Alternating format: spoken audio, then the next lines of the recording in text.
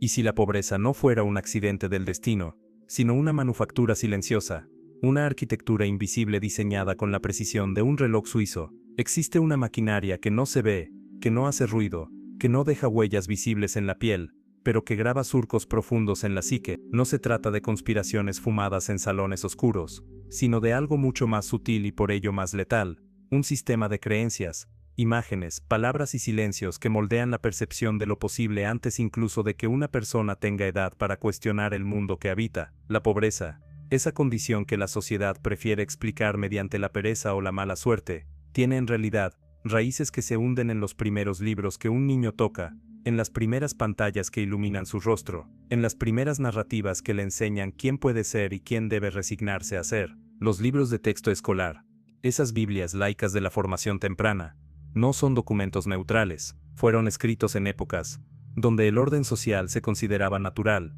donde la jerarquía era divina, o al menos necesaria. Durante el siglo XIX y gran parte del XX, los manuales educativos en América Latina y otras regiones del mundo en desarrollo contenían lecciones implícitas sobre la aceptación del lugar que a cada quien le tocaba. Las ilustraciones mostraban familias de clase trabajadora felices en su humildad, niños descalzos sonrientes junto a patrones benevolentes, campesinos agradecidos por la tierra que no les pertenecía. El mensaje no necesitaba ser explícito, porque se tejía en la textura misma de las historias, en los ejemplos matemáticos, donde el rico siempre era el empresario generoso, y el pobre el receptor pasivo de caridad. Generaciones enteras aprendieron a leer y contar mientras internalizaban que existía un nosotros y un ellos, y que cruzar esa frontera invisible era tan improbable como tocar el sol con las manos. La educación formal, se supone, es el gran ecualizador, la escalera mágica que permite a cualquiera ascender,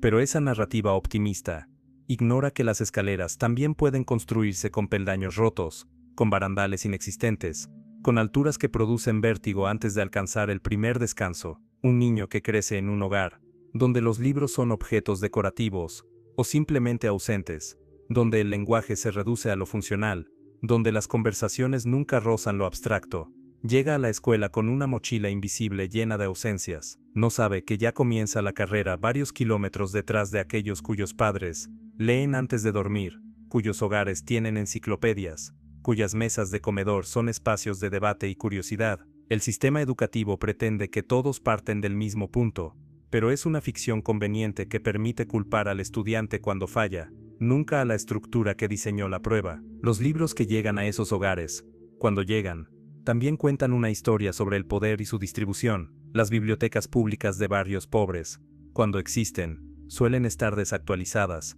con estanterías que huelen a humedad y abandono, con títulos que ya nadie lee porque hablan de un mundo que dejó de existir, o que nunca existió para quienes viven en esas comunidades. Mientras tanto, en los barrios acomodados, las librerías boutique ofrecen ediciones ilustradas de clásicos, novelas contemporáneas, que exploran la complejidad humana, ensayos que invitan a pensar críticamente sobre el poder, la economía, la justicia, la literatura. Ese espacio supuestamente democrático del espíritu también se estratifica. Los pobres reciben fábulas morales sobre la importancia del esfuerzo y la honestidad, como si esas virtudes fueran suficientes para romper cadenas estructurales. Los ricos reciben narrativas sobre la ambigüedad moral, sobre la complejidad del mundo, sobre cómo navegar sistemas y construir imperios. Pero si los libros plantaron las semillas, las pantallas las regaron hasta convertirlas en árboles frondosos. La televisión llegó a los hogares del siglo XX, como un profeta electrónico, prometiendo entretenimiento, información, ventanas hacia otros mundos. Lo que trajo en realidad fue una liturgia diaria de aspiraciones manufacturadas y frustraciones programadas. Las telenovelas latinoamericanas, consumidas religiosamente por millones, repetían incansablemente la misma estructura narrativa. La muchacha pobre de corazón noble, que a través de la belleza, la sumisión y un golpe de suerte romántico, lograba ascender al casarse con el hombre rico. El mensaje era claro como el agua y venenoso como el arsénico. La movilidad social no se logra mediante la educación, la organización colectiva o el cambio estructural, sino mediante la lotería genética de la belleza y la disposición a ser rescatada. Las mujeres aprendían que su valor residía en su capacidad de atraer a un salvador. Los hombres aprendían que el éxito era cuestión de herencia, o de un carisma sobrenatural que pocos poseían. Los programas de concursos completaban la educación. Familias enteras se reunían frente al televisor para ver a personas comunes competir por premios que representaban años de salario, electrodomésticos que transformarían sus vidas, viajes que nunca habían soñado. El formato era democrático en apariencia. Cualquiera podía participar, cualquiera podía ganar, pero la lección profunda era sobre la aleatoriedad de la fortuna, sobre cómo la vida se decide en el azar de una ruleta, en la suerte de elegir la puerta correcta, en la bendición de ser seleccionado entre miles. La competencia individual reemplazaba la solidaridad colectiva. El triunfo personal oscurecía la posibilidad de transformación social, mientras las audiencias soñaban con ser elegidas, con tener su momento de gloria televisiva. Dejaban de preguntarse por qué el sistema estaba diseñado para que solo unos pocos pudieran ganar, mientras la mayoría observaba desde la resignación de sus salas. Los noticieros también cumplían su función pedagógica. La pobreza aparecía en pantalla de dos formas: como tragedia digna de lástima durante desastres naturales o crisis humanitarias, o como amenaza criminal en reportajes sobre violencia urbana. El pobre era víctima o victimario, nunca agente de su propia historia, nunca sujeto político con análisis propio sobre su condición. Las cámaras entraban a los barrios marginales, con la misma curiosidad mórbida de un safari, capturando imágenes de carencia que servían para que las audiencias de clase media se sintieran afortunadas por lo que tenían, y para que los ricos confirmaran sus prejuicios sobre la otredad peligrosa que debía mantenerse contenida. Nadie preguntaba en esos reportajes sobre las políticas que creaban esas condiciones, sobre los sistemas económicos que producían esa desigualdad, sobre las decisiones históricas que habían segregado ciudades y concentrado recursos. La pobreza se presentaba como fenómeno natural,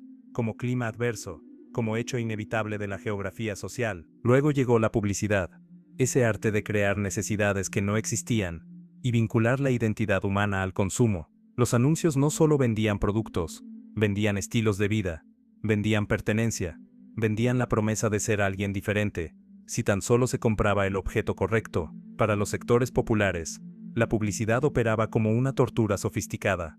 Mostraba constantemente lo que no podían tener, lo que definía el éxito según los parámetros dominantes, lo que los excluía de la normalidad deseada. Un niño veía comerciales de juguetes que costaban el salario mensual de su padre, y aprendía que su realidad era deficiente. Un adolescente veía cuerpos imposibles vendiendo ropa inaccesible, y concluía que su propio cuerpo era el problema, no la industria que fabricaba inseguridades para vender soluciones. Un joven veía autos, teléfonos, relojes que representaban estatus y entendía que sin esos símbolos era invisible, irrelevante, pobre no solo en recursos sino en esencia. La deuda se convirtió entonces en el puente ilusorio entre la carencia y la pertenencia. Las tarjetas de crédito, los préstamos de consumo, los planes de financiamiento a plazos imposibles, se comercializaban agresivamente en los sectores de menores ingresos. La lógica era perversa pero efectiva.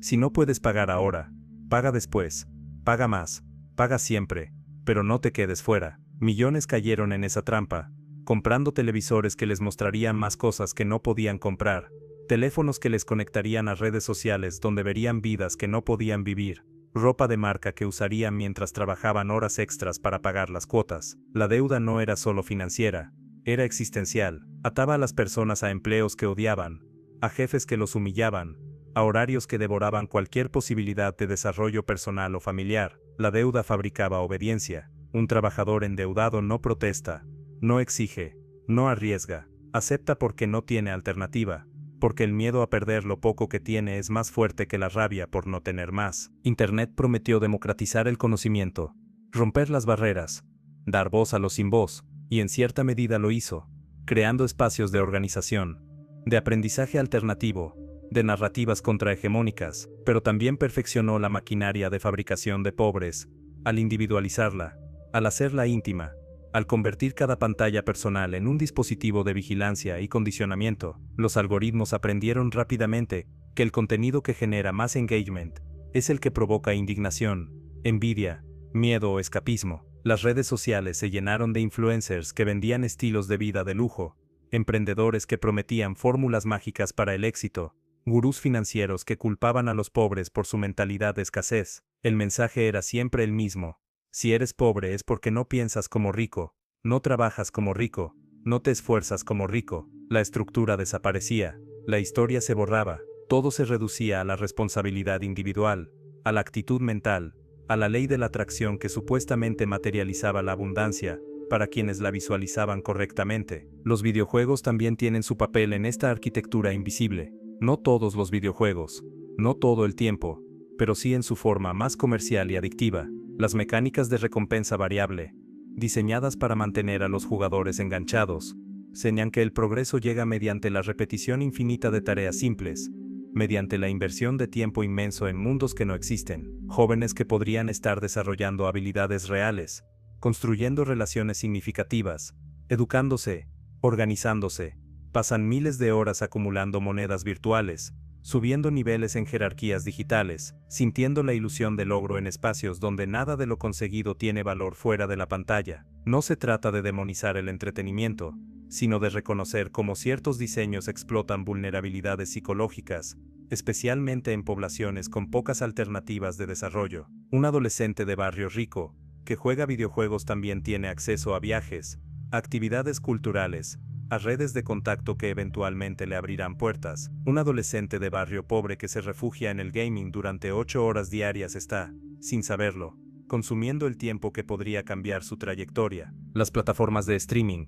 completaron la ecuación al ofrecer entretenimiento infinito, narcotizante, perfectamente diseñado para mantener a las audiencias inmóviles, series que se pueden ver en maratones de fines de semana completos, películas que se acumulan en listas de pendientes que nunca se terminan, algoritmos que siempre sugieren el siguiente contenido antes de que el actual termine. El entretenimiento dejó de ser un descanso para convertirse en un estado permanente, en una forma de vida, en un sustituto de la vida misma, y mientras las audiencias consumen narrativas sobre personajes que toman riesgos, que desafían sistemas, que transforman sus realidades, ellas permanecen sentadas, pasivas, viviendo vicariamente a través de ficciones mientras sus propias existencias transcurren sin intervención, sin agencia, sin rebelión. La pornografía digital, accesible de forma ilimitada y gratuita, agregó otra capa de condicionamiento. No se trata de moralismo, sino de mecánica neurológica. La dopamina liberada durante el consumo de pornografía es similar a la de las drogas, creando patrones de adicción que erosionan la motivación, la capacidad de formar vínculos reales, la energía necesaria para perseguir metas difíciles. Estudios muestran correlaciones entre consumo elevado de pornografía y disminución en ambición académica, aislamiento social, depresión. Para jóvenes en comunidades con pocas oportunidades, el acceso fácil a gratificación sexual virtual puede convertirse en un sustituto de la búsqueda de relaciones reales, de desarrollo personal, de construcción de futuro. Es otro mecanismo de sedación, otra forma de convertir el impulso vital en consumo estéril. Las redes sociales refinaron la fabricación al introducir la economía de la atención y la validación. Los likes, los comentarios, los seguidores se convirtieron en nueva moneda de valor personal. Adolescentes y jóvenes adultos comenzaron a medir su autoestima en métricas digitales, a construir identidades performativas diseñadas para el consumo de audiencias, a perseguir una visibilidad que raramente se traduce en poder real. El influencer pobre que muestra su vida de carencias puede ganar seguidores por autenticidad, pero esa visibilidad raramente se convierte en movilidad social sostenible. Mientras tanto, influencers de clase alta monetizan su estilo de vida, convierten su capital cultural y económico heredado en más capital, cierran el círculo. Las redes sociales crearon la ilusión de meritocracia digital, donde cualquiera puede volverse viral, pero los algoritmos favorecen a quienes ya tienen recursos para producir contenido de calidad, para comprar publicidad, para dedicar tiempo completo a la creación, porque no necesitan trabajar para sobrevivir. Los libros de autoayuda y desarrollo personal inundaron el mercado con títulos que prometían transformación mediante el cambio de mentalidad. Piense y hágase rico. El secreto, padre rico, padre pobre. Textos que reducían la complejidad estructural de la desigualdad a cuestiones de actitud individual, de creencias limitantes, de falta de visión. Estos libros se volvieron especialmente populares entre sectores populares porque ofrecían esperanza barata, porque no exigían confrontar al sistema, sino solo transformarse a uno mismo, porque vendían la fantasía de que el poder estaba dentro, esperando ser desbloqueado por la fórmula correcta. La industria de la motivación se convirtió en un negocio multimillonario, vendiendo sueños a quienes más necesitaban despertar. Mientras los lectores subrayaban frases inspiradoras y visualizaban abundancia, Las estructuras que determinaban la distribución real de recursos permanecían intactas, invisibles, operando con la eficiencia silenciosa de siempre. Los sistemas educativos tampoco permanecieron estáticos. Con el tiempo, la educación pública en muchos países se fue precarizando mediante políticas deliberadas, reducción de presupuestos, aumento de ratios estudiante-profesor, deterioro de infraestructura, disminución de salarios docentes. Paralelamente, el sector educativo privado creció, estratificándose en múltiples niveles según capacidad de pago. Los colegios de élite ofrecían educación bilingüe, pensamiento crítico, arte, deporte, formación en liderazgo, redes de contacto con familias poderosas. Los colegios de clase media ofrecían una versión reducida, funcional, orientada a empleabilidad básica. Las escuelas públicas de sectores populares ofrecían contención, cuidado infantil, alimentación, y ocasionalmente algo de educación. Entre las múltiples crisis de recursos, los niños que entraban al sistema ya no competían en igualdad de condiciones, porque ni siquiera estaban en la misma competencia, jugaban juegos distintos con reglas distintas, y al final, los ganadores de cada nivel celebraban como si todos hubieran tenido las mismas oportunidades. La universidad, ese templo del conocimiento que supuestamente nivela, también se estratificó. Las universidades de élite, públicas o privadas, se volvieron espacios cada vez más homogéneos en términos socioeconómicos. Los exámenes de admisión favorecían a quienes podían pagar preparación especializada.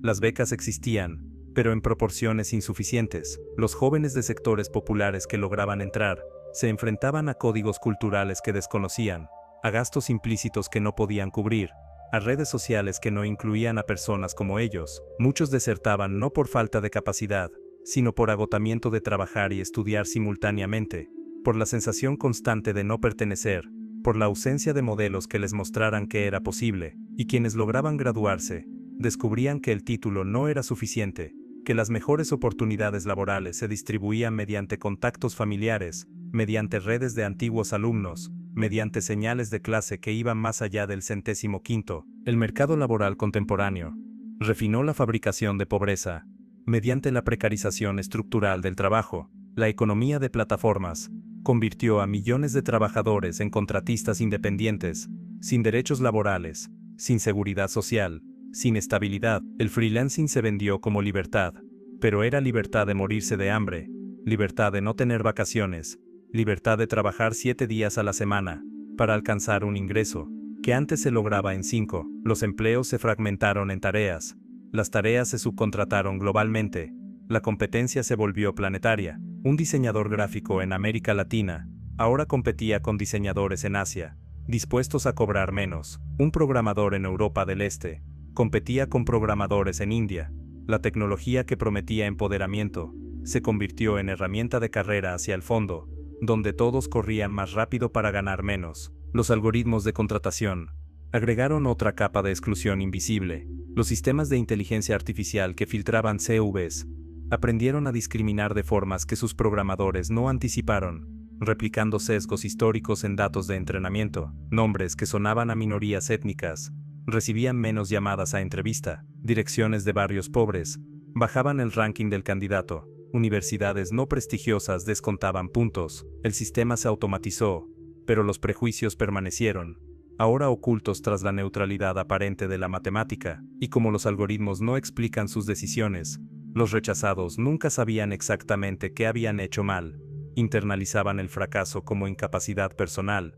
Nunca veían la estructura que los había descartado antes de que un humano mirara siquiera su nombre. La vivienda, esa necesidad básica, se convirtió en activo financiero especulativo. Fondos de inversión compraron vecindarios completos para rentarlos. Los precios se desconectaron de los salarios. Las ciudades se dividieron entre quienes poseían propiedades que se valorizaban automáticamente y quienes pagaban rentas que aumentaban cada año, mientras sus ingresos permanecían estancados. La riqueza generacional se amplificó. Familias que ya tenían propiedades las transmitían a sus hijos, dándoles bases que otros jamás tendrían. Familias sin propiedades transmitían a sus hijos la obligación de comenzar desde menos que cero, desde la deuda, desde la renta perpetua. Y los libros de finanzas personales decían que el problema era el café de Starbucks, los aguacates, la falta de ahorro disciplinado, como si recortar gastos mínimos pudiera compensar el abismo estructural entre quienes heredan y quienes no. La salud también se mercantilizó de formas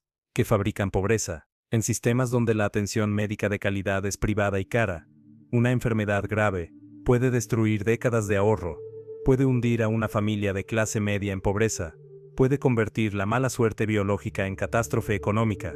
Las estadísticas muestran que en países sin sistemas universales de salud, la principal causa de bancarrota personal son los gastos médicos, y no solo se trata del costo directo de tratamientos, sino del costo indirecto de no poder trabajar, de tener que cuidar a un familiar enfermo, de las secuelas que disminuyen productividad futura. La lotería genética y ambiental de la salud se convierte en otro mecanismo de estratificación, donde los ricos compran longevidad, prevención, tratamientos avanzados, mientras los pobres mueren más jóvenes de enfermedades tratables. El sistema de justicia opera con dos velocidades, dos estándares, dos realidades paralelas. Los pobres van a prisión por delitos menores, mientras ejecutivos que cometen fraudes millonarios pagan multas y mantienen su libertad. Los pobres no pueden pagar fianzas y esperan juicios durante meses en prisión preventiva, perdiendo empleos y familias. Los ricos contratan abogados que conocen cada resquicio legal, cada tecnicismo, cada juez con el cual jugar golf. La cárcel se convierte en escuela de criminalidad para quienes entran por primera vez, en marca permanente que impide conseguir empleo después, en ciclo que atrapa a familias enteras durante generaciones, y la sociedad se tranquiliza, diciéndose que el sistema castiga a los criminales, sin reconocer que el crimen también está estratificado, que los delitos de cuello blanco destruyen más vidas, pero raramente reciben el mismo tratamiento punitivo. La alimentación, controlada por corporaciones gigantes, también juega su rol. Los alimentos procesados, cargados de azúcares y grasas, son más baratos y accesibles que los alimentos frescos y nutritivos. Los desiertos alimentarios en barrios pobres obligan a las familias a comprar en tiendas de conveniencia, donde un litro de leche cuesta el doble que en un supermercado al cual no pueden llegar sin auto. La obesidad y la diabetes se concentran en poblaciones de bajos ingresos, no por falta de educación sobre nutrición, sino por la economía política de la comida, y luego la cultura dominante juzga los cuerpos que resultan de esa ecuación, convierte la obesidad en falla moral, en falta de disciplina, nunca en consecuencia lógica de un sistema que hace que lo nutritivo sea caro y lo tóxico barato. Las pantallas han infiltrado cada momento de la existencia contemporánea. El trabajador pobre que usa transporte público durante 2 horas para llegar a su empleo, pasa ese tiempo mirando su teléfono, consumiendo contenido diseñado para capturar atención, pero no para educar o empoderar. Ves videos cortos que desaparecen, memes que entretienen sin nutrir, noticias fragmentadas que informan sin contextualizar. Al llegar a casa, después de un día agotador, no tiene energía para leer, para estudiar, para desarrollarse. Enciende la televisión, o abre Netflix, y deja que el contenido fluya hasta que el sueño lo vence. Los fines de semana, en lugar de usar el tiempo libre para aprender una habilidad, para construir un proyecto, para organizarse con otros, repite el patrón. No es pereza, es agotamiento estructural combinado con entretenimiento diseñado científicamente para ser irresistible. Las iglesias, especialmente las evangélicas pentecostales, que crecen exponencialmente en barrios pobres de América Latina y África, también cumplen una función en esta maquinaria. Ofrecen comunidad, ofrecen sentido, ofrecen esperanza en contextos donde el Estado está ausente, pero muchas también predican una teología de la prosperidad que culpa a los fieles por su pobreza, que promete bendición material a cambio de diezmos que las familias no pueden pagar, que enseña sumisión a la autoridad terrenal, mientras espera recompensa celestial. El consuelo espiritual se convierte en anestesia política. La energía que podría dirigirse a cambiar las condiciones materiales, se canaliza hacia la oración, hacia la espera de milagros, hacia la resignación santificada.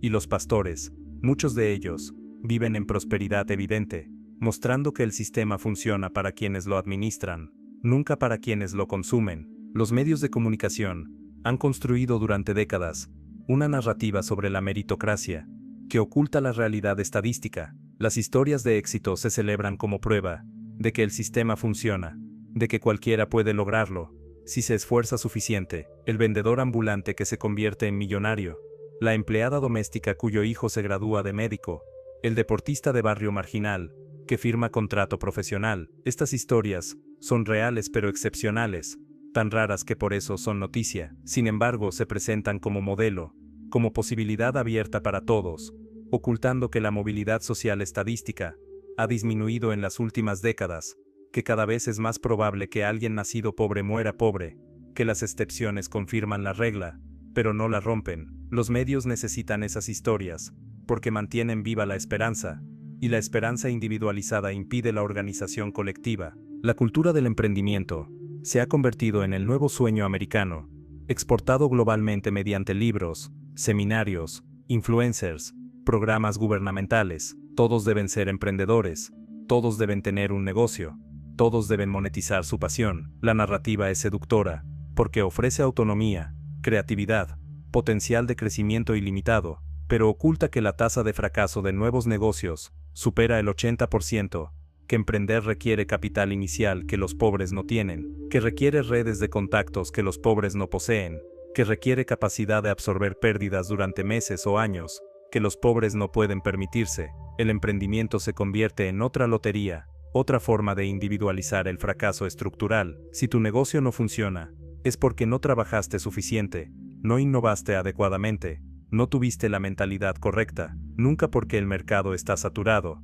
nunca porque competías contra corporaciones con recursos infinitos, nunca porque la estructura favorece a quienes ya tienen ventajas. Los videojuegos han evolucionado hacia modelos de negocio que extraen dinero constante de los jugadores. Los juegos gratuitos con microtransacciones explotan psicología conductual para generar adicción y gasto. Los niños y adolescentes de familias pobres gastan dinero que no tienen en monedas virtuales, en skins, en loot boxes, que operan como máquinas tragamonedas disfrazadas. Los padres descubren cargos inesperados en tarjetas de crédito. Y más allá del dinero, está el tiempo. Juegos diseñados para requerir atención diaria, para penalizar la ausencia, para crear obligaciones virtuales, que compiten con obligaciones reales. La industria del gaming genera más dinero que Hollywood y la música combinadas, y lo hace extrayendo valor de poblaciones, que incluyen a millones de jóvenes pobres, que podrían estar invirtiendo ese tiempo y dinero en su futuro. La industria farmacéutica también tiene su capítulo en esta historia. Los antidepresivos y ansiolíticos se recetan masivamente en poblaciones que sufren no de desequilibrios químicos cerebrales, sino de desequilibrios en poder y recursos. La tristeza por vivir en pobreza se medicaliza como depresión clínica.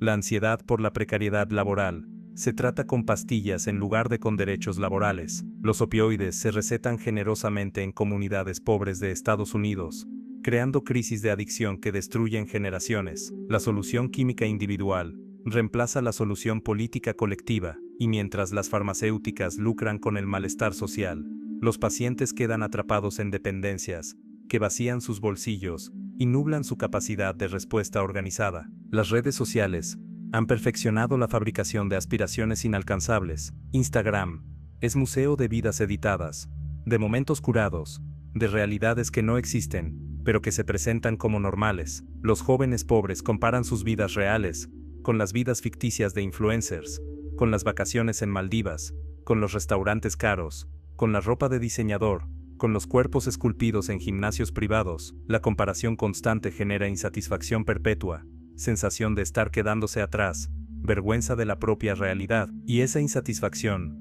no se traduce en acción política, sino en más consumo aspiracional, en más endeudamiento para aparentar, en más tiempo dedicado a construir una versión filtrada de sí mismos, en lugar de desarrollar la versión real. Los algoritmos de YouTube y TikTok aprenden qué contenido mantiene a cada usuario pegado a la pantalla, y les sirven más de lo mismo. Para usuarios de bajos ingresos, frecuentemente significa un flujo interminable de contenido de entretenimiento básico, de reacciones, de drama, de chismes de celebridades. Los algoritmos no tienen incentivo para educar o empoderar, tienen incentivo para mantener ojos en pantalla, porque eso genera ingresos publicitarios. Así que mientras un adolescente de familia acomodada podría estar recibiendo recomendaciones de documentales, charlas TED, contenido educativo, porque así empezó su historial de visualización, un adolescente de familia pobre recibe una dieta constante de distracción, porque eso fue lo que inicialmente cliqueó. El algoritmo perpetúa y amplifica las diferencias iniciales,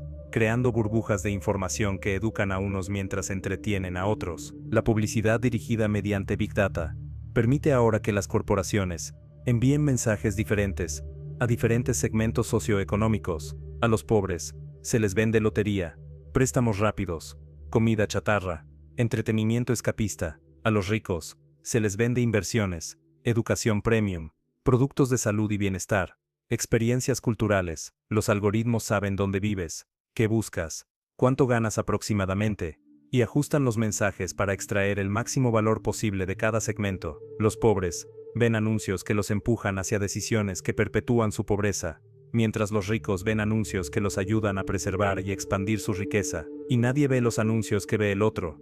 Así que cada grupo asume que todos reciben los mismos mensajes, que todos tienen las mismas opciones, que las diferencias en resultados reflejan diferencias en elecciones cuando en realidad reflejan diferencias en lo que el sistema les permite elegir. El sistema de crédito también se ha sofisticado en formas que fabrican pobreza con precisión quirúrgica. Los puntajes crediticios determinan no solo acceso a préstamos, sino también empleabilidad, acceso a vivienda, hasta tarifas de seguros. Quienes nacen en familias sin historial crediticio empiezan en desventaja. Quienes cometen errores financieros en juventud, frecuentemente por falta de educación financiera que nadie les proporcionó, cargan esas marcas durante años. Las tasas de interés que se cobran a los pobres son exponencialmente más altas que las que se cobran a los ricos, en una inversión perversa de la lógica, donde quienes menos tienen pagan más por cada dólar que necesitan. Los préstamos de día de pago atrapan a millones en ciclos donde piden prestado para pagar préstamos anteriores, acumulando intereses que pueden alcanzar 500% anual. Y todo es legal, todo está regulado, todo opera abiertamente porque el sistema político está capturado por los mismos intereses financieros que lucran con la desesperación. La obsolescencia programada agregó otra dimensión a la extracción. Los productos se diseñan para fallar después de cierto tiempo, obligando a reemplazos constantes. Los electrodomésticos que antes duraban décadas ahora duran años. Los teléfonos se vuelven inutilizables, no porque dejen de funcionar, sino porque las actualizaciones de software los ralentizan deliberadamente. Los pobres quedan atrapados en un ciclo de reemplazo constante, gastando proporcionalmente más de sus ingresos en mantener el nivel básico de participación en la sociedad tecnológica. Mientras los ricos pueden comprar productos de mayor calidad que duran más tiempo, los pobres compran versiones baratas que fallan rápidamente y deben ser reemplazadas, terminando por gastar más a largo plazo. La calidad se convierte en privilegio económico. Las escuelas han incorporado tecnología de formas que amplifican desigualdad. Las clases virtuales durante la pandemia revelaron brutalmente la brecha digital. Familias sin internet estable, sin computadoras suficientes, cuando varios hermanos necesitan conectarse simultáneamente, sin espacios tranquilos, donde estudiar en viviendas sobrepobladas, pero incluso fuera de contextos de emergencia. La tecnología educativa frecuentemente beneficia más a quien ya tiene ventajas. Los software adaptativos, que personalizan el aprendizaje, funcionan mejor para estudiantes que ya tienen bases sólidas. Las plataformas de educación en línea requieren autodisciplina y hábitos de estudio, que son precisamente lo que muchos estudiantes de contextos desfavorecidos no han desarrollado por falta de modelos y estructura familiar. La tecnología que promete democratizar la educación termina siendo otra herramienta que separa a quienes saben aprovecharla de quienes no. Los deportes, ese supuesto camino de movilidad social, también tienen sus trampas. Por cada atleta que logra contrato profesional, hay miles que dedican su infancia y adolescencia a entrenar intensamente, descuidando educación, apostando todo a una probabilidad ínfima. Las academias deportivas en barrios pobres prometen desarrollo, pero frecuentemente son negocios que extraen trabajo gratuito de menores con sueños imposibles. Los padres invierten en equipamiento, en transporte a torneos, en tratamientos cuando hay lesiones, endeudándose con la esperanza de que su hijo sea la excepción. Y cuando no funciona, cuando la lesión termina la carrera antes de que empiece, cuando el talento no es suficiente, cuando la suerte no acompaña, esos jóvenes se encuentran en sus 20 sin educación, sin habilidades transferibles, con cuerpos desgastados y sin plan B.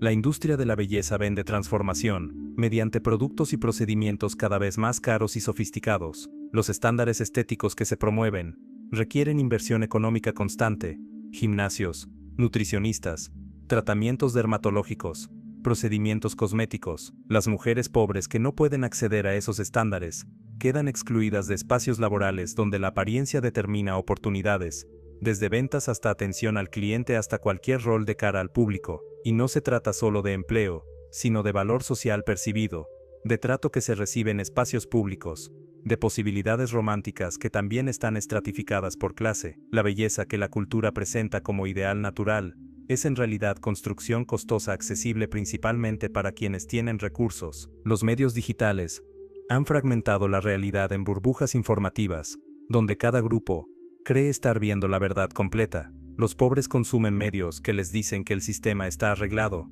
pero no ofrecen análisis estructural, sofisticado sobre cómo cambiarlo. Los ricos consumen medios que justifican la desigualdad mediante teorías sobre meritocracia y eficiencia del mercado. Los grupos no se hablan entre sí, no comparten información, no construyen narrativas comunes. La fragmentación hace imposible la solidaridad, imposible la coalición, imposible el movimiento social amplio que sería necesario para transformación real. Y las plataformas tecnológicas lucran con la polarización porque el conflicto genera engagement, porque la indignación mantiene a la gente consumiendo contenido, porque la división es más rentable que el consenso. La inteligencia artificial empieza ahora a agregarse a la maquinaria. Los sistemas de IA, que automatizan empleos, eliminan precisamente los trabajos rutinarios, que históricamente sirvieron como primer peldaño de la escalera económica. Los chatbots reemplazan representantes de servicio al cliente, los algoritmos reemplazan analistas junior, los robots reemplazan trabajadores de almacén, y mientras los propietarios de la tecnología capturan las ganancias de productividad,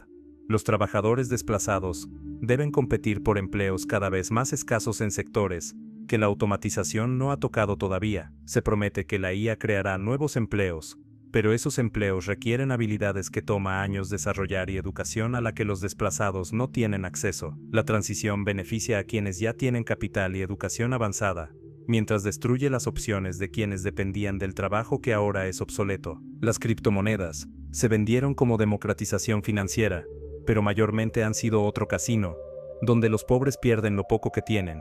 Los esquemas piramidales se multiplican en forma de proyectos blockchain que prometen retornos imposibles. Los influencers promocionan shitcoins a audiencias que no entienden la tecnología ni los riesgos. Cuando los esquemas colapsan, los creadores ya retiraron sus ganancias, mientras los inversores de última hora, frecuentemente personas de bajos recursos que apostaron ahorros de vida, pierden todo. La promesa de descentralización financiera se convierte en reality de concentración, donde los primeros y los informados extraen valor de los últimos y los ingenuos. Los gobiernos, que podrían intervenir para romper estos ciclos, frecuentemente están capturados por intereses que se benefician del status quo. Las campañas políticas requieren financiamiento masivo que viene de corporaciones y élites. Los políticos, una vez electos, legislan protegiendo a sus financiadores. Las políticas redistributivas se bloquean o se diluyen. Los impuestos a los ricos se evaden mediante estructuras legales complejas que solo abogados caros pueden navegar. Los servicios públicos se desfinancian deliberadamente para crear demanda por alternativas privadas, y cuando los pobres se organizan para exigir cambio, las fuerzas del orden, financiadas por esos mismos gobiernos, reprimen las protestas con violencia que nunca se aplica cuando los ricos defienden sus intereses. Los think tanks y fundaciones de élites producen investigación y narrativas que se presentan como análisis neutral, pero que consistentemente concluyen que las políticas que benefician a los ricos benefician a todos. La teoría del derrame promete que la riqueza eventualmente llegará a todos si simplemente se permite que los ricos acumulen sin restricciones. Décadas de evidencia muestran que no funciona, que la riqueza se queda arriba, que la desigualdad aumenta, pero la teoría persiste, porque es conveniente para quienes tienen poder. Los medios citan estos estudios sin cuestionar sus fuentes de financiamiento, sin analizar sus metodologías sesgadas, sin presentar investigación alternativa que muestra lo contrario. La producción de conocimiento también está capturada. Las universidades de élite, que deberían ser espacios de pensamiento crítico, frecuentemente son incubadoras de ideología dominante. Los departamentos de economía enseñan modelos neoliberales, como si fueran leyes naturales. Las escuelas de negocios entrenan a futuros ejecutivos en técnicas de maximización de beneficios, sin consideración ética. Los programas de derecho preparan abogados para defender corporaciones, no justicia. Los estudiantes, que llegan con ideas de cambiar el mundo, se socializan gradualmente en la lógica del sistema, aprenden que el pensamiento crítico tiene límites profesionales, que ciertas preguntas no se hacen si quieres conseguir empleo después, que la radicalidad juvenil debe moderarse con la madurez, y quienes no se ajustan quedan fuera de las redes que distribuyen las posiciones de poder. La cultura popular ha incorporado la estética de la rebeldía, mientras vacía su contenido político. Las películas muestran héroes individuales que desafían sistemas corruptos, mediante violencia espectacular, nunca mediante organización colectiva sostenida. La música comercial habla de lucha y resistencia, pero la despoja de análisis de clase, de propuestas concretas, de llamados a acción real. La moda adopta símbolos revolucionarios y los vende en tiendas departamentales, el Che Guevara en camisetas producidas en sweatshops asiáticos, slogans anticapitalistas, en productos vendidos por corporaciones. La rebelión se convierte en commodity, en identidad que se puede comprar y usar sin comprometerse con nada, sin arriesgar nada, sin cambiar nada. Festivales de música y eventos culturales se han vuelto espacios tan estratificados por precio, que los jóvenes pobres ni siquiera intentan asistir. La cultura viva, la experiencia compartida que históricamente creaba sentido de comunidad más allá de clase, ahora requiere acceso económico. Y no se trata solo de entretenimiento, sino de redes sociales, de exposición a ideas, de encuentros casuales que pueden cambiar trayectorias. Un joven rico en un festival de música conoce a alguien que conoce a alguien que puede abrir una puerta. Un joven pobre ve el festival por streaming, solo, consumiendo la experiencia mediada por pantalla, sin ninguno de los beneficios relacionales del espacio compartido. Las aplicaciones de citas también reproducen estratificación. Los algoritmos premian ciertos tipos de atractivo, que están correlacionados con clase. Dientes perfectos, que requieren ortodoncia cara, cuerpos trabajados en gimnasios, ropa que señala estatus, fotos en lugares exóticos, que indican recursos para viajar. Las personas pobres reciben menos matches, menos atención, internalizan que no son deseables cuando en realidad, lo que no es deseable en ese mercado es su falta de capital económico y cultural.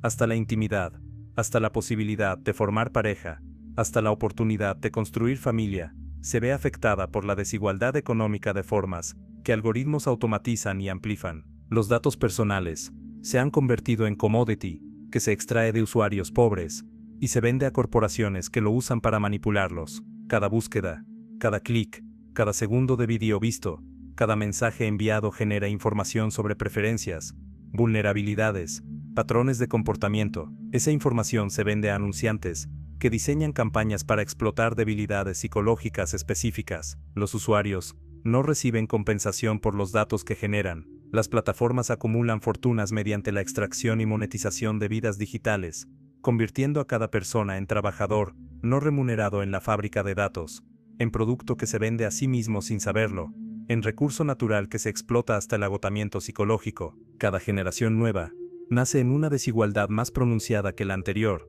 con menos movilidad social, con sistemas más sofisticados de control y extracción. Los mecanismos se han vuelto tan complejos, tan integrados, tan normalizados, que cuesta verlos como sistema. Parecen simplemente la forma en que el mundo funciona, la naturaleza de la realidad, la física social inmutable. Y quizás eso es precisamente el triunfo más completo de la maquinaria: hacer que su operación sea invisible, que sus víctimas culpen sus propias elecciones, que sus beneficiarios crean que su posición refleja mérito personal, mientras las pantallas siguen brillando, mientras los libros siguen enseñando qué pensar en lugar de cómo pensar, mientras cada nueva tecnología promete liberación, pero entrega más cadenas refinadas. La fabricación continúa, silenciosa, eficiente, implacable, produciendo pobreza con la precisión de cualquier industria moderna que ha perfeccionado su proceso. La pregunta que nadie hace es la más perturbadora: ¿qué porcentaje de una vida humana puede ser colonizado antes de que deje de ser vida y se convierta simplemente en función dentro de un sistema? Porque no se trata solo de que los pobres tengan menos dinero, menos oportunidades, menos acceso. Se trata de algo mucho más profundo y siniestro: la colonización progresiva de la conciencia misma, la ocupación territorial del espacio interior, donde se supone que reside la libertad humana, ese último refugio, donde incluso el esclavo, según nos contaron los filósofos antiguos, podía mantener su dignidad intacta. Pero esos filósofos nunca imaginaron tecnologías capaces de penetrar ese espacio interno, con la sutileza de un veneno que no se detecta hasta que ya ha alterado la química completa del organismo. La fabricación de un pobre no termina Cuando esa persona acepta su posición económica, ese sería apenas el primer acto de una tragedia mucho más larga. La verdadera fabricación ocurre cuando la persona interioriza no solo su posición, sino la lógica que la justifica, cuando comienza a verse a sí misma con los ojos del sistema que la oprime, cuando adopta los criterios de éxito de quienes la explotan, cuando sus sueños son precisamente los sueños que el sistema necesita que tenga para seguir funcionando. El pobre verdaderamente fabricado no es quien carece de recursos, es quien carece de la capacidad de imaginar que el mundo podría organizarse de manera fundamentalmente diferente. Es quien ha perdido acceso no a las cosas, sino a la posibilidad misma. No al dinero, sino a la convicción de que merece algo más que sobrevivir. Hay una violencia particular en ofrecer entretenimiento constante a quien carece de tiempo para el ocio verdadero, porque el ocio, el que los griegos llamaban skole, y de donde deriva nuestra palabra escuela, no es simplemente ausencia de trabajo, sino presencia de libertad contemplativa, espacio mental para pensar sin propósito utilitario, tiempo para preguntarse no cómo sobrevivir, sino cómo vivir bien, qué significa ser humano, más allá de ser engranaje productivo. El entretenimiento moderno es lo opuesto a eso, es ocupación del tiempo libre, es impedimento de la contemplación, es llenado frenético del silencio donde podrían emerger preguntas peligrosas. Una persona trabajando 12 horas para sobrevivir, y luego consumiendo 4 horas de contenido diseñado para no requerir esfuerzo cognitivo, no tiene ocio en el sentido antiguo, tiene agotamiento seguido de sedación, que es precisamente la combinación que impide el desarrollo de conciencia crítica. Las pantallas no solo muestran contenido, enseñan una forma de estar en el mundo, enseñan que la realidad debe ser rápida, fragmentada, superficial, constantemente cambiante, enseñan que la atención debe saltar cada pocos segundos, que la gratificación debe ser inmediata, que lo complejo es aburrido, y lo aburrido es intolerable, enseñan, sin palabras, que la profundidad es obsoleta, y cuando una persona ha sido formada por décadas de este tipo de consumo, cuando su neurología ha sido literalmente remodelada por la dopamina intermitente de las notificaciones y los videos cortos, ¿cómo se supone que sostenga la atención necesaria para leer un libro difícil, para seguir un argumento complejo, para pensar críticamente sobre sistemas abstractos? No es falta de inteligencia, es sabotaje estructural de las capacidades cognitivas que permitirían comprender y por tanto resistir. Existe algo profundamente obsceno en la coexistencia de abundancia tecnológica y escasez humana. Vivimos en una época donde la capacidad productiva de la humanidad es mayor que en cualquier momento de la historia, donde podríamos alimentar, vestir, educar y sanar a cada persona del planeta varias veces, donde la tecnología podría liberar a la mayoría del trabajo agotador, y sin embargo, billones viven en precariedad, mientras un puñado acumula riqueza que no podrían gastar en 1000 vidas. La explicación que el sistema ofrece para esta paradoja es que la desigualdad es necesaria, que los incentivos requieren diferenciación de recompensas, que eliminar la pobreza destruiría la motivación para trabajar, pero esa explicación no resiste análisis serio. Lo que realmente está en juego no es eficiencia económica, sino poder político. La pobreza no es fallo del sistema, sino característica esencial, porque una población segura de su subsistencia es una población peligrosa para quienes acumulan poder. La meritocracia es quizás la mentira más sofisticada que la modernidad ha producido, más efectiva que las justificaciones divinas del antiguo régimen, porque apela a algo que queremos creer, que vivimos en un universo moral, donde el esfuerzo se recompensa, donde la virtud triunfa, donde cada quien recibe lo que merece.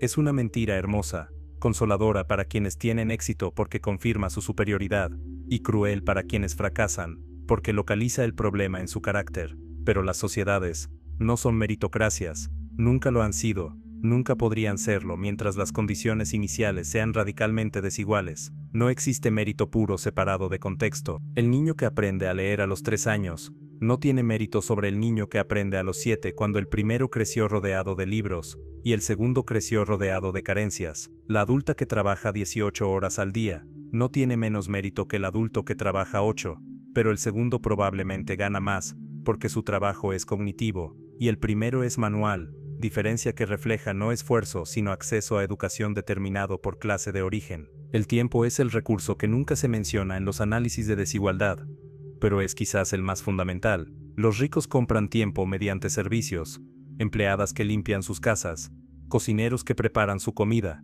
choferes que manejan, mientras ellos trabajan o descansan. Los pobres venden su tiempo, pero también lo pierden. Horas en transporte público, horas haciendo fila en instituciones públicas ineficientes, horas en trabajos múltiples, porque uno solo no alcanza, y el tiempo no es renovable.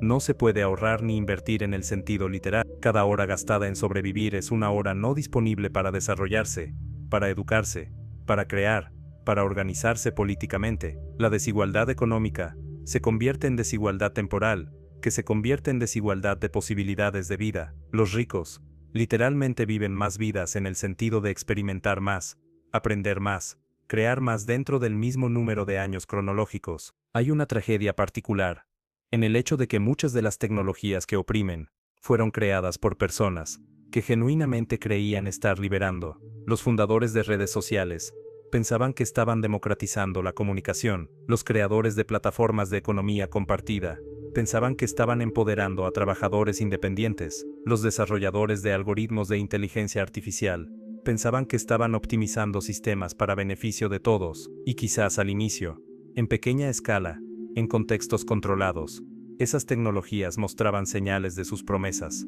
pero al escalar, al integrarse en estructuras de poder existentes, al ser monetizadas por corporaciones cuyo único imperativo es crecimiento infinito, se convirtieron en lo opuesto de sus intenciones originales. Esta no es razón para absolver a los creadores, porque la ingenuidad sobre el poder es ella misma una forma de privilegio, pero es importante entender que la opresión contemporánea no requiere villanos conscientes, solo requiere estructuras que incentivan ciertos comportamientos y penalizan otros. La educación, en su forma actual, es fundamentalmente conservadora en el sentido literal. Busca conservar el orden existente mediante la producción de sujetos que pueden funcionar dentro de ese orden, pero que carecen de herramientas para cuestionarlo radicalmente. Se enseña qué pensar mucho más que cómo pensar. Se enseña historia, como serie de hechos establecidos, no como narrativa contestada y contestable. Se enseña economía como si hubiera una sola teoría económica válida, no como si existieran múltiples paradigmas en conflicto cada uno con sus propios supuestos políticos. Se enseña literatura como canon establecido, no como campo de batalla cultural, donde se disputa qué voces merecen ser escuchadas. Y todo esto no es accidente ni conspiración, es simplemente que los sistemas educativos son diseñados por quienes ya tienen poder, y es natural aunque no inevitable que diseñen sistemas que reproduzcan las condiciones que los beneficiaron. El concepto de normalidad es una de las herramientas más poderosas de control social, porque opera principalmente mediante la vergüenza. Definir ciertos comportamientos, cuerpos, deseos, ambiciones como normales implica automáticamente que todo lo demás es anormal, y lo anormal debe ser corregido, o al menos ocultado. Los pobres internalizan que su pobreza es anormal, que deberían poder comprar lo que otros compran, vivir como otros viven, desear lo que otros desean. Nunca se les ocurre que quizás la normalidad que se les vende es ella misma patológica, que quizás una sociedad donde la mayoría está endeudada, ansiosa, medicada, y trabajando en empleos que odia para comprar cosas que no necesita, no es una sociedad sana. Pero esa pregunta requeriría una distancia crítica de la normalidad, que el sistema se esfuerza enormemente en impedir. Las drogas legales e ilegales cumplen funciones similares en la arquitectura de control.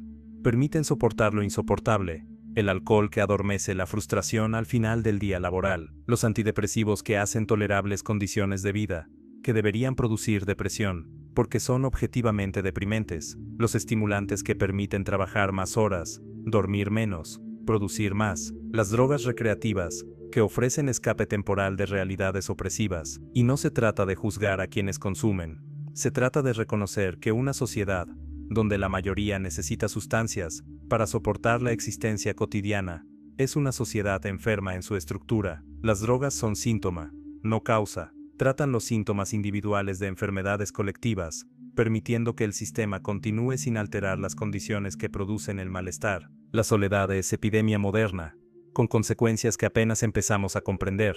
Las personas están más conectadas digitalmente y más aisladas existencialmente que nunca. Las comunidades tradicionales que proporcionaban red de apoyo se han desintegrado. Las familias están dispersas geográficamente. Los trabajos son precarios y cambiantes, impidiendo formación de amistades duraderas. Los barrios son espacios donde las personas duermen pero no conviven, y en lugar de confrontar esta desintegración social, el mercado ofrece soluciones individuales, terapia, aplicaciones de meditación, mascotas, servicios de delivery para no tener que salir nunca. La soledad que es producida socialmente se trata como problema personal, y esa individualización impide precisamente la acción colectiva que podría reconstruir comunidad. El futuro se ha vuelto inimaginable de formas radicalmente diferentes para diferentes clases. Los ricos imaginan futuros tecnológicos, donde la inteligencia artificial hace todo el trabajo, donde la longevidad se extiende mediante medicina avanzada, donde quizás incluso la conciencia se puede subir a computadoras y vivir eternamente. Los pobres apenas imaginan el próximo mes, la próxima renta, la próxima comida. No es metáfora decir que viven en temporalidades diferentes. Y cuando el futuro no es imaginable como espacio de posibilidad, sino solo como continuación del presente o quizás su deterioro, cuando el horizonte temporal se contrae a la inmediatez, la capacidad de planificar, de educarse para carreras largas, de sacrificar gratificación presente por beneficio futuro, de organizarse para cambios que tomarán décadas, todo eso se vuelve psicológicamente imposible. La pobreza produce una forma de presentismo forzado, que luego se juzga como incapacidad de pensar a largo plazo. Existe una forma particular de gaslighting social, donde el sistema produce masivamente ciertos resultados, y luego responsabiliza individualmente a quienes lo sufren. Si millones no pueden pagar renta, el problema no puede ser que las rentas son muy altas, sino que los individuos no ganan suficiente. Si generaciones enteras no pueden comprar casas, el problema no puede ser que las casas se han vuelto activos especulativos, sino que los jóvenes gastan en aguacates y café. Si epidemias de ansiedad y depresión atraviesan poblaciones enteras, el problema no puede ser las condiciones sociales, sino los cerebros individuales defectuosos. Esta inversión constante entre causa estructural y responsabilidad individual es quizás la operación ideológica más efectiva del neoliberalismo, porque impide que los afectados identifiquen enemigos comunes y construyan resistencia colectiva. Los libros siguen existiendo. Los buenos libros que explican estos mecanismos, que ofrecen análisis estructural, que llaman a organización y resistencia, existen en bibliotecas, en librerías especializadas, en PDFs descargables gratuitamente, pero los pobres no los leen, no porque sean incapaces, sino porque llegar a esos libros requiere ya cierto capital cultural, requiere saber que existen, requiere haber desarrollado el hábito de lectura compleja, requiere tiempo libre que no existe, requiere energía mental, que el trabajo y la supervivencia han agotado. La información está disponible en teoría, pero inaccesible en práctica, como un oasis visible pero rodeado de desierto, que no se puede cruzar, y las pantallas ofrecen versiones digeridas, simplificadas, frecuentemente distorsionadas de esas ideas, versiones que se pueden consumir en 3 minutos, pero que vacían el contenido de todo lo que lo hacía peligroso para el orden establecido. La compasión que la sociedad ofrece a los pobres es también forma de control, porque es compasión que infantiliza, que posiciona a los pobres como víctimas pasivas que necesitan ser salvadas por la generosidad de los ricos, nunca como agentes políticos que necesitan poder para transformar las estructuras que producen su condición. La caridad se celebra, la redistribución se demoniza. Dar dinero voluntariamente a una fundación que ayuda a pobres te hace héroe. Pagar impuestos obligatorios que financian programas sociales te convierte en víctima del Estado. Esta distinción no es accidental. La caridad preserva la jerarquía, la redistribución la amenaza. La caridad permite a los ricos sentirse bien mientras mantienen el sistema que produce pobreza. La redistribución requeriría alterar ese sistema fundamentalmente. Quizás lo más perturbador es reconocer que no existe afuera, que no hay posición exterior, desde donde observar el sistema sin estar implicado en él.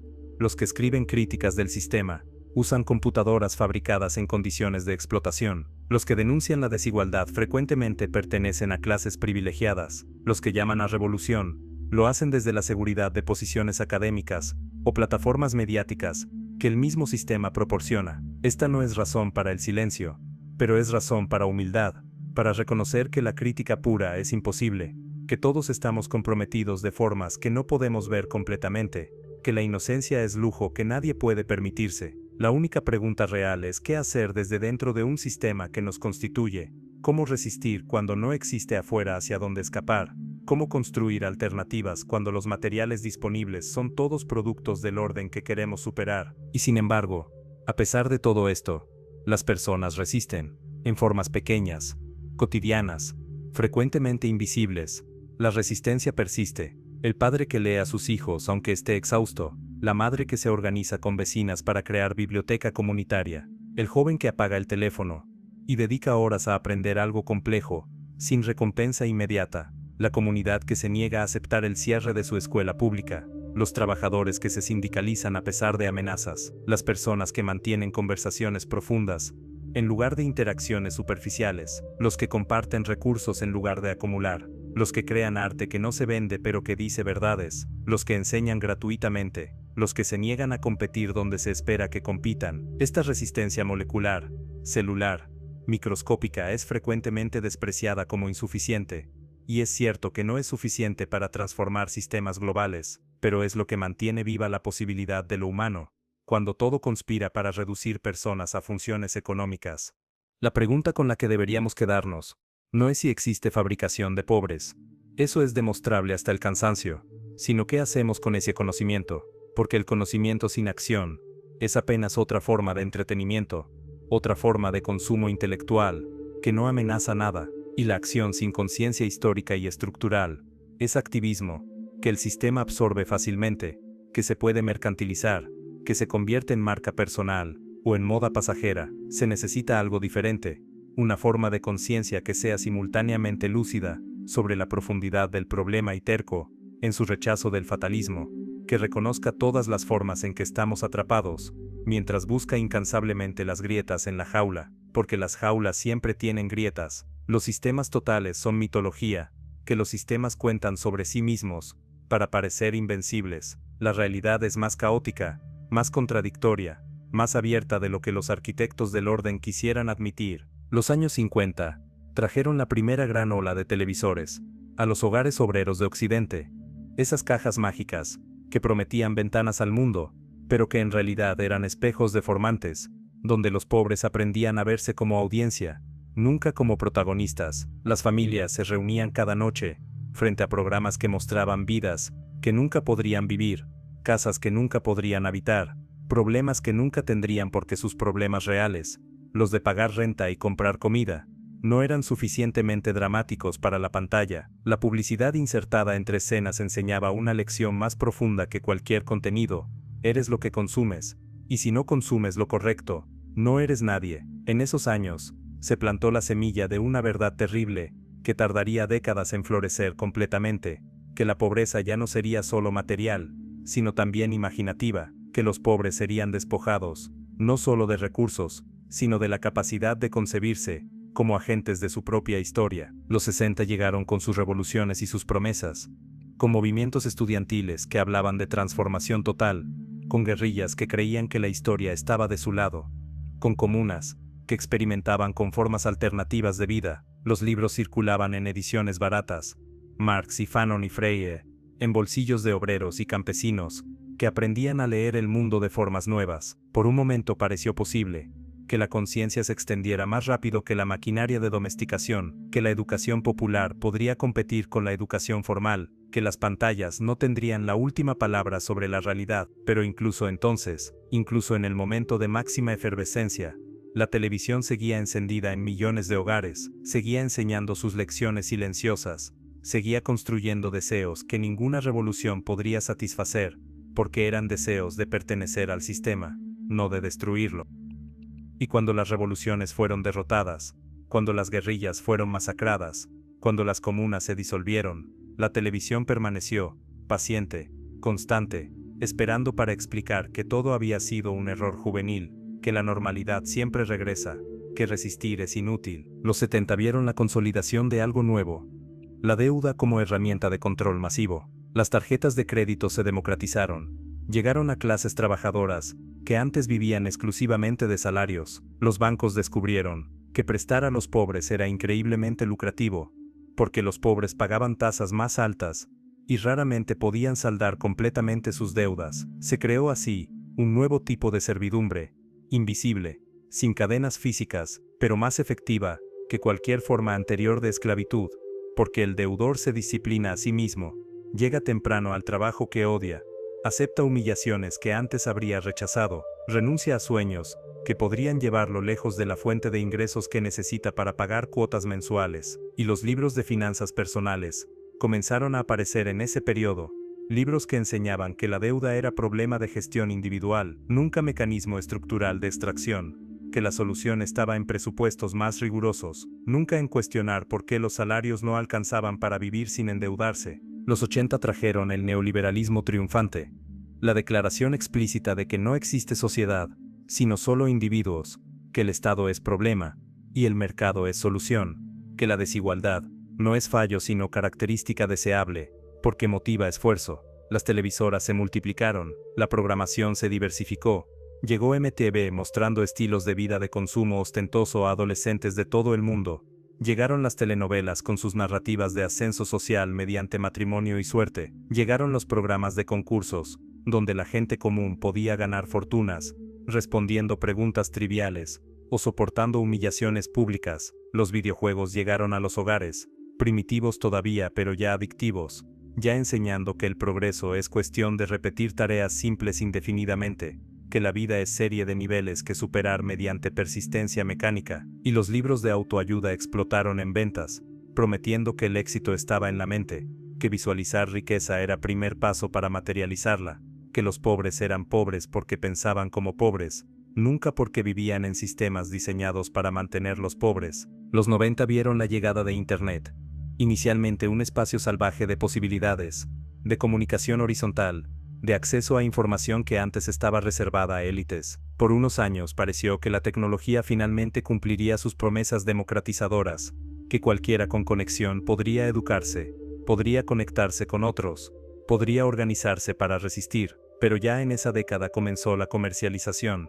Las corporaciones descubrieron cómo monetizar la atención, cómo convertir cada clic en dato vendible, cómo transformar comunidades en mercados. Los videojuegos evolucionaron hacia experiencias más inmersivas, más adictivas, con gráficos que rivalizaban con el cine y narrativas que absorbían cientos de horas. La televisión por cable proliferó, ofreciendo canales para cada nicho, asegurando que nunca faltara contenido para consumir, y los libros comenzaron su migración hacia lo digital, democratizándose en cierto sentido, pero también perdiéndose en el océano de contenido, donde encontrar la información valiosa requería filtros que los pobres no sabían aplicar. El 2000 llegó con la burbuja.com, reventando, pero con las bases de la economía digital firmemente establecidas. Las redes sociales nacieron en universidades de élite, pero rápidamente se expandieron a toda la población, prometiendo conexión pero entregando vigilancia, prometiendo comunidad pero entregando comparación constante, prometiendo voz, pero entregando algoritmos que decidían quién era escuchado. Los teléfonos inteligentes empezaron su conquista del mundo, poniendo computadoras en bolsillos de billones de personas, borrando la distinción entre tiempo laboral y tiempo personal, haciendo que la conexión fuera obligatoria y perpetua. Los videojuegos se volvieron más realistas, más envolventes, con comunidades en línea que ofrecían sentido de pertenencia que la vida real no proporcionaba. Netflix comenzó su transformación de servicio de renta de DVDs a plataforma de streaming, que eventualmente cambiaría cómo la humanidad consume narrativas, y los libros de emprendimiento inundaron el mercado, prometiendo que cualquiera podía ser su propio jefe, que la economía digital había nivelado el campo de juego, que solo hacía falta una idea y determinación para construir imperio. Los 2010 trajeron la maduración de la arquitectura de control digital. Facebook tenía 1.000 millones de usuarios compartiendo sus vidas, sus relaciones, sus pensamientos, generando perfiles psicológicos que permitían manipulación a escala nunca antes vista. YouTube había sido comprado por Google, y sus algoritmos ya dominaban qué videos consumían billones de personas, creando burbujas de realidad personalizadas, radicalizando a algunos, infantilizando a otros, siempre optimizando para tiempo de pantalla, sin importar consecuencias sociales. Instagram convirtió la imagen personal en proyecto laboral permanente, donde cada momento debía ser fotografiado, filtrado, publicado, validado mediante likes que se convirtieron en nueva forma de autoestima. Los videojuegos desarrollaron modelos de negocio basados en microtransacciones, explotando psicología de adicción para extraer dinero constante de jugadores, especialmente de jóvenes sin educación financiera. Los libros físicos comenzaron su declive, mientras los ebooks prometían acceso, pero entregaban distracción, porque leer en el mismo dispositivo donde llegan notificaciones constantes es leer perpetuamente interrumpido. Las plataformas de streaming proliferaron, asegurando que siempre hubiera algo nuevo que ver, que nunca se terminara el contenido, que nunca existiera razón para apagar la pantalla y confrontar el silencio donde habitan las preguntas incómodas. Para 2015, la economía de plataformas había precarizado el trabajo de millones. Uber y similares convirtieron a trabajadores en contratistas sin derechos, compitiendo entre sí por migajas. Mientras las plataformas capturaban la mayoría del valor, los influencers se convirtieron en nueva clase aspiracional, vendiendo la fantasía de que cualquiera podía monetizar su personalidad, ocultando que el éxito en redes sociales requiere tiempo completo de dedicación, que solo quienes tienen otras fuentes de ingreso pueden permitirse inicialmente. TikTok llegó y redujo la duración de atención a segundos, perfeccionando el arte de capturar cerebros mediante dopamina algorítmica, especialmente efectivo con adolescentes cuyos cerebros aún se están desarrollando. La pornografía en Internet alcanzó niveles de consumo pandémicos, especialmente entre jóvenes, con estudios comenzando a mostrar correlaciones con depresión, aislamiento, disminución de ambición. Los libros de influencers comenzaron a venderse en millones, textos vacíos de contenido pero llenos de promesas, escritos por personas cuyo único logro era haber acumulado seguidores, creando ciclo donde la fama se autojustifica y se autoperpetúa. OnlyFans y plataformas similares monetizaron la intimidad, convirtiendo sexualidad en trabajo digital para miles de jóvenes, especialmente mujeres, que descubrían que vender su cuerpo en línea pagaba mejor que cualquier trabajo disponible con su nivel educativo, sin que nadie preguntara qué significa para una sociedad que esa sea la opción más racional para millones. 2020 trajo la pandemia que aceleró todo. Las pantallas dejaron de ser opción para convertirse en necesidad obligatoria. El trabajo migró a Zoom, la educación migró a plataformas en línea, que no estaban diseñadas para educar, sino para entregar contenido. Las relaciones sociales migraron completamente a lo digital. Los niños pasaron años formativos frente a pantallas, desarrollándose en aislamiento, perdiendo habilidades sociales que antes se aprendían naturalmente en patios de escuela. El streaming explotó, con personas consumiendo series completas en días, usando narrativas ficcionales para llenar el vacío de vidas que se habían reducido a espacios interiores. Los videojuegos se convirtieron en forma principal de socialización para generación entera. Las compras migraron completamente en línea, con algoritmos decidiendo qué se mostraba a quién, personalizando precios según capacidad de pago algorítmicamente determinada. Las criptomonedas tuvieron momento de auge, prometiendo revolución financiera, pero mayormente proporcionando nuevo casino, donde los pobres perdían ahorros apostando a proyectos que no entendían, promovidos por influencers pagados para engañar, y los libros de desarrollo personal se adaptaron al momento, ahora hablando de resiliencia, de mentalidad de crecimiento, de cómo la crisis era oportunidad, vendiendo la idea de que el problema no era la estructura colapsando sino la actitud individual ante el colapso. Para 2023, la inteligencia artificial había entrado al mainstream. ChatGPT y herramientas similares prometían democratizar capacidades cognitivas avanzadas, pero comenzaban a eliminar trabajos de conocimiento, que eran escalera de movilidad social. Los artistas digitales veían sus empleos evaporarse ante modelos que podían generar imágenes en segundos. Los escritores freelance competían con algoritmos que producían texto suficientemente bueno para la mayoría de propósitos comerciales. Los programadores junior descubrían que el código que antes tardarían días en escribir ahora lo generaba una máquina instantáneamente, y mientras las corporaciones tecnológicas celebraban la eficiencia, millones enfrentaban obsolescencia acelerada de habilidades que habían tomado años desarrollar. Las redes sociales estaban cada vez más dominadas por contenido generado por bots, por deepfakes, por realidades sintéticas indistinguibles de las reales. La distinción entre humano y máquina se borraba en formas que nadie había anticipado completamente. Los videojuegos incorporaban IA que creaba experiencias infinitamente personalizadas, más adictivas que nunca. Las pantallas habían ganado completamente, ocupaban cada momento, mediaban cada relación, determinaban cada preferencia, y los libros sobre IA escribían los propios algoritmos, textos generados por máquinas sobre el futuro que las máquinas estaban creando, vendidos a humanos que intentaban entender cómo mantenerse relevantes en un mundo que ya no los necesitaba para la mayoría de funciones productivas. 2025 es ahora.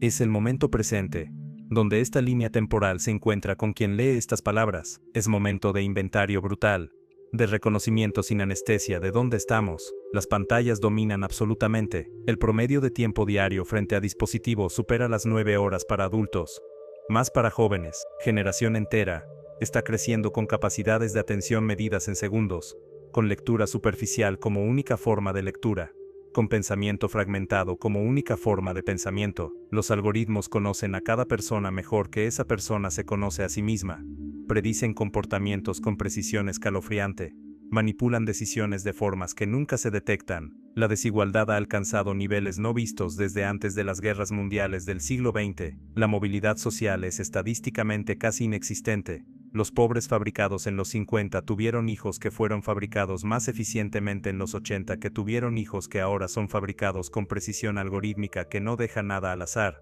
Y los libros, los que ofrecen análisis real, los que podrían despertar conciencia, están ahogados en océano de contenido donde encontrarlos requiere saber exactamente qué buscar, requiere haber sido educado previamente en cómo distinguir información valiosa de basura optimizada para SEO. Pero esta línea temporal no es destino inmutable, es descripción de trayectoria, que puede ser alterada. Cada punto fue momento donde decisiones diferentes hubieran producido futuros diferentes. La televisión pudo haber sido servicio público verdadero, en lugar de herramienta comercial. Internet pudo haber permanecido espacio común, en lugar de ser cercado por corporaciones. Las redes sociales pudieron haber sido diseñadas para conexión genuina, en lugar de para adicción y vigilancia. La inteligencia artificial pudo haber sido desarrollada con salvaguardas democráticas, en lugar de bajo imperativo de maximización de beneficios corporativos. Nada de esto era inevitable. Cada paso fue elección,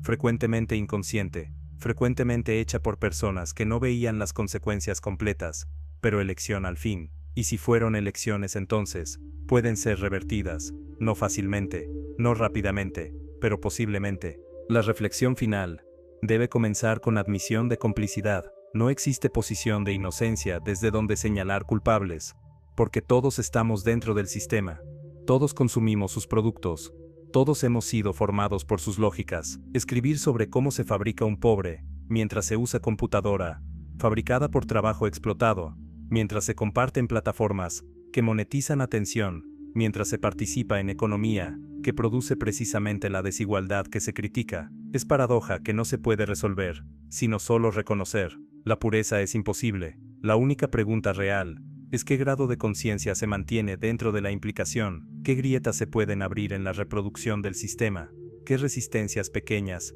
y grandes son posibles desde posiciones comprometidas. Los libros, esos objetos antiguos que iniciaron esta reflexión, siguen siendo importantes no porque contengan respuestas mágicas, sino porque requieren un tipo de atención que las pantallas han hecho casi imposible.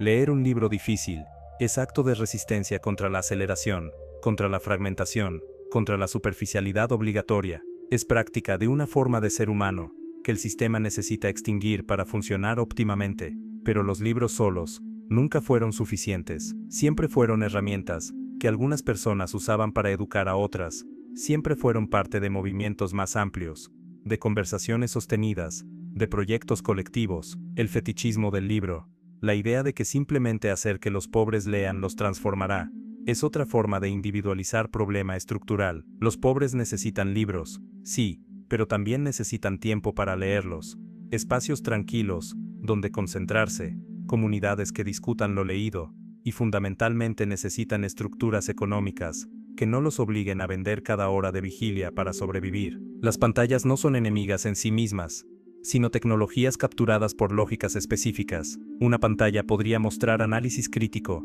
tanto como muestra entretenimiento anestesiante. Internet podría ser herramienta de organización tanto como es herramienta de fragmentación. Las redes sociales podrían conectar movimientos tanto como aíslan individuos, pero estas posibilidades requieren lucha consciente contra los usos dominantes, requieren crear alternativas, requieren financiar tecnologías que no operen bajo imperativo de maximización de beneficios, requieren, en última instancia, poder político que los pobres fabricados por el sistema actual no tienen pero podrían construir si lograran verse no como individuos fallidos, sino como clase explotada con intereses comunes. La fabricación de un pobre es proceso, que toma décadas, que involucra miles de pequeñas intervenciones, que opera tanto mediante violencia explícita como mediante seducción sutil, pero ninguna fabricación es perfecta, ningún sistema es totalmente cerrado, ninguna dominación es absoluta. Las personas se resisten, no siempre de formas que parecen políticas, no siempre de formas que los intelectuales reconocerían como resistencia,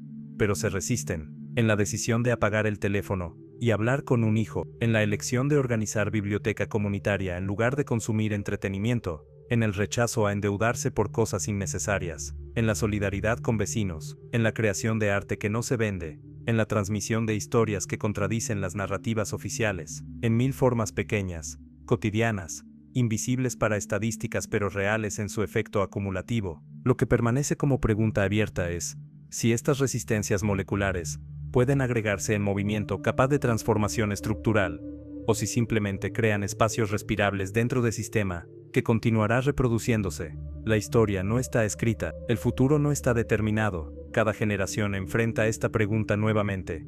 ¿Aceptamos el mundo heredado como inevitable? ¿O nos atrevemos a imaginar y construir alternativas? Los libros y las pantallas seguirán existiendo. La pregunta es ¿quién los controla? ¿Qué usan para decir?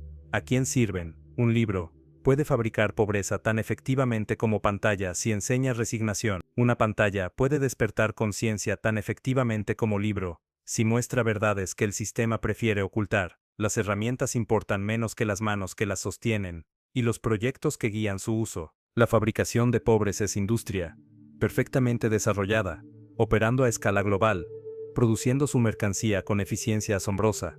Pero las personas no son mercancías, aunque se les trate como tales. Son seres capaces de conciencia, de dignidad, de rebelión, y ahí, en esa irreductibilidad de lo humano a lo funcional, en esa terquedad de la conciencia que se niega a ser completamente colonizada, en esa capacidad de sorpresa que ningún algoritmo puede predecir perfectamente, ahí reside la única esperanza real. No es esperanza optimista, no es fe en progreso inevitable, no es confianza en que el arco de la historia se dobla hacia la justicia, es simplemente reconocimiento de que mientras existan humanos existirá posibilidad, y mientras exista posibilidad, la resignación es elección, no necesidad. La pregunta que cada quien debe responder no es si el sistema puede ser vencido, sino si uno mismo participará en su reproducción o en su resistencia. No hay tercera opción, no hay neutralidad posible. Cada acto, cada elección, cada hora de tiempo, cada fragmento de atención, se alinea con un proyecto u otro, fabricar pobres o fabricar conciencia. La maquinaria espera,